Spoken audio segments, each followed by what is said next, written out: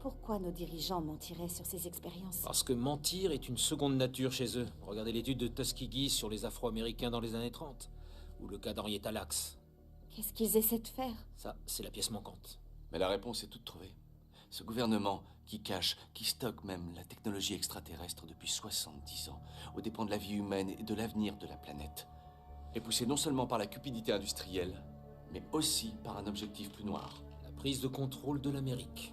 Puis du reste du monde, par tous les moyens nécessaires, aussi violents, aussi cruels ou aussi expéditifs soient-ils, comme de fortes sécheresses, provoquées par des guerres climatiques, menées secrètement à l'aide de polluants aériens et d'ondes électromagnétiques de haute fréquence, ou en générant délibérément des situations qui justifient un état de guerre permanent, afin de détourner l'attention de nos concitoyens, de les indigner et de les assujettir grâce à des outils tels que le Patriot Act et le National Defense Authorization Act, qui limitent les droits constitutionnels au nom de la sécurité nationale.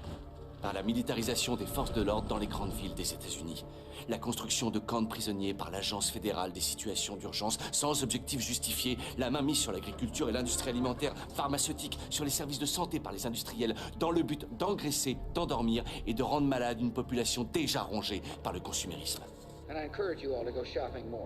Un gouvernement qui met vos téléphones sur écoute, collecte vos données personnelles et surveille vos allées et venues en toute impunité. Un gouvernement prêt à utiliser ces données contre vous le moment venu.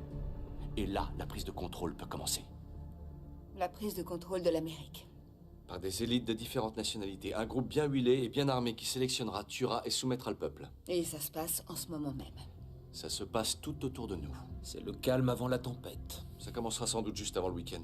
Les banques annonceront une fermeture temporaire de leur système informatique pour raison de sécurité. La monnaie numérique disparaîtra. Ils peuvent nous voler notre argent? S'en suivra une détonation de bombes à impulsion électromagnétique qui coupera les principaux réseaux électriques. On croira à un attentat contre l'Amérique par des terroristes ou la Russie.